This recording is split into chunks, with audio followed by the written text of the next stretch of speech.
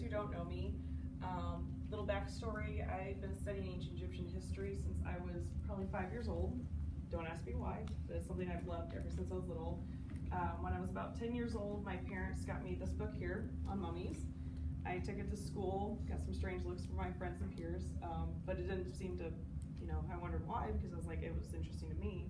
And then when I was about 13 years old, my parents got me this book, Conversations with Mummies, and this is what inspired me to become a paleopathologist, which is the study of diseases in ancient cultures. Mummies can talk and give us input on how diseases were back then and how they've changed.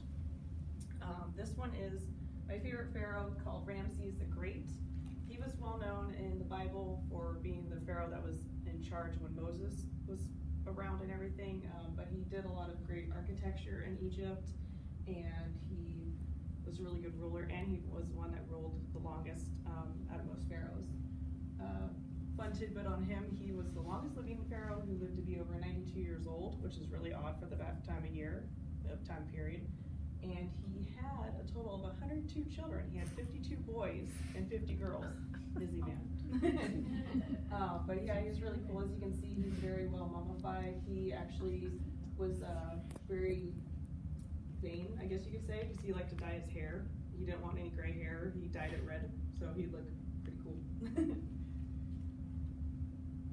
So today we can study diseases from ancient cultures due to paleopathology.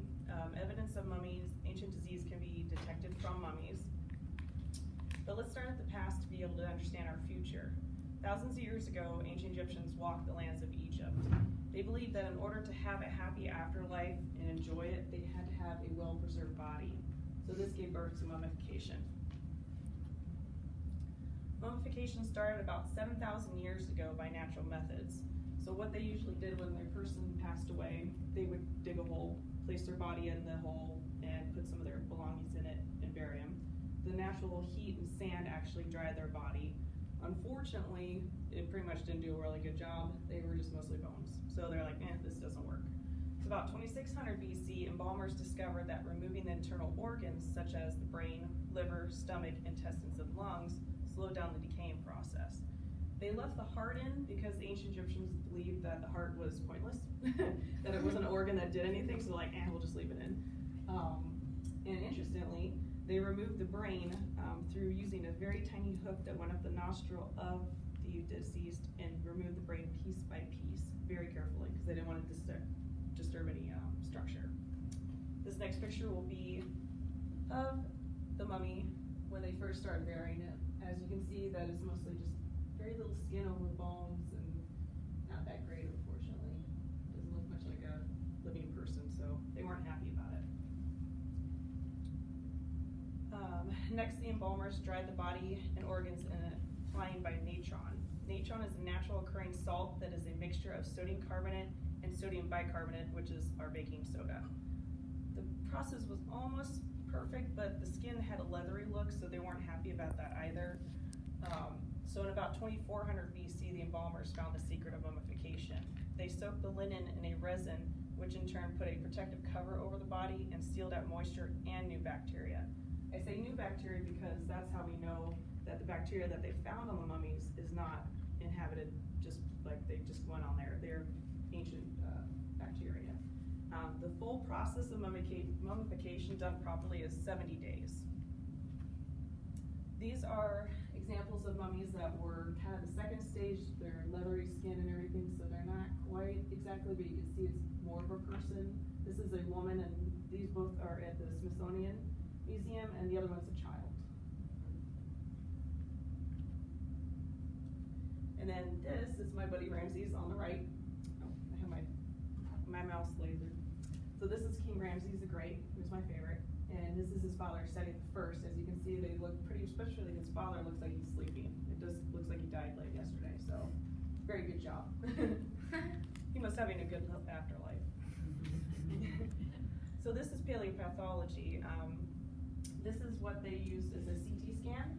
If they have a mummy that is too fragile or they can't take it out of this protective covering, they put a CT scan in it because some of them are very old and brittle.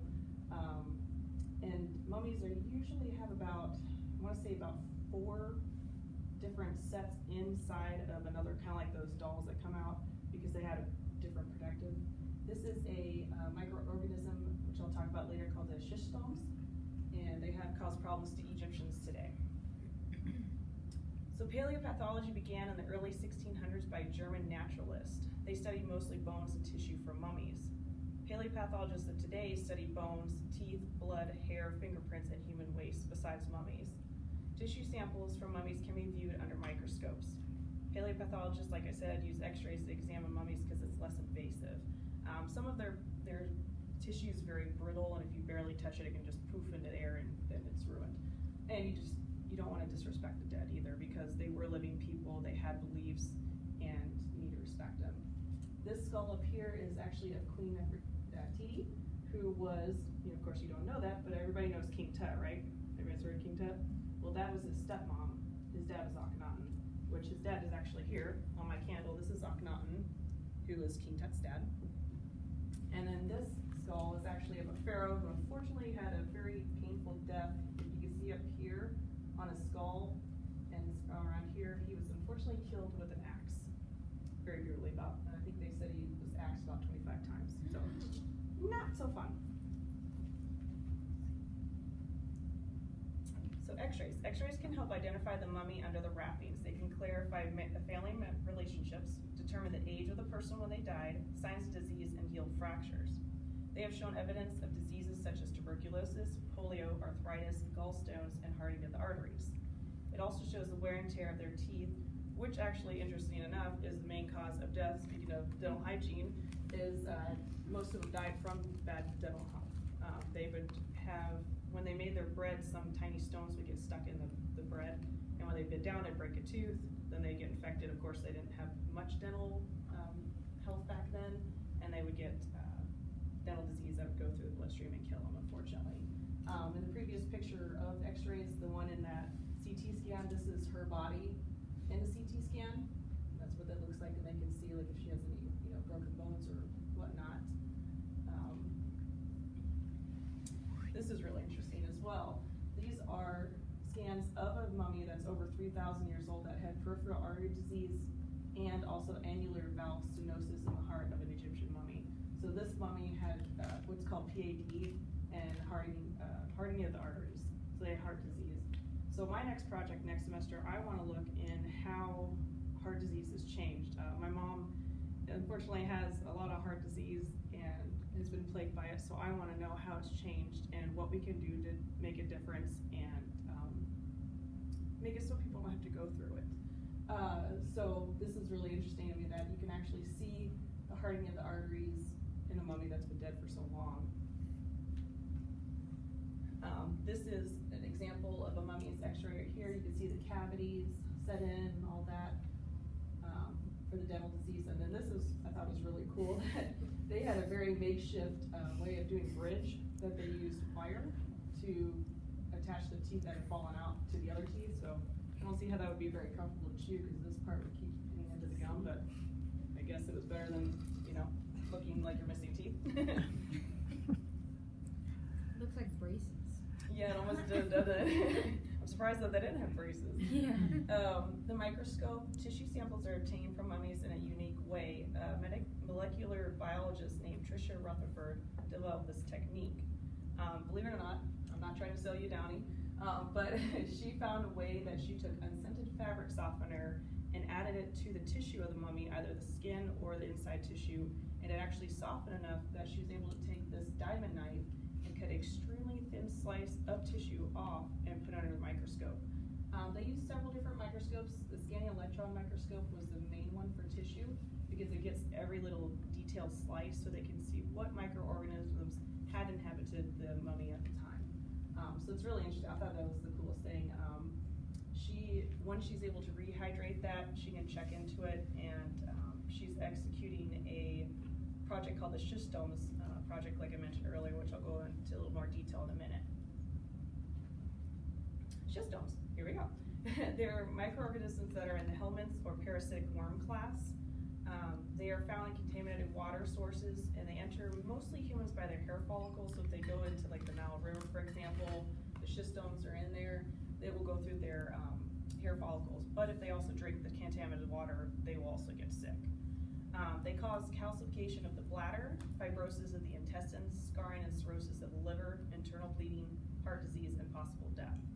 Tricia Rutherford is comparing the ancient schistomes from the mummies' tissue and comparing it to schistomes that are plaguing the Egyptians today. It took them, I believe it was 5 years to get enough, over 3,000 tissues from mummies in a bank so they can compare the tissues from those mummies and the schistomes back then to the schistomes of the parasites of the humans today. And they're actually seeing there's a connection with one gene of connection to bladder cancer. So this is another reason I like to do this, because you can actually use ancient diseases to study cancer and try to see how it's changing and what we can do to stop it or stop their changes.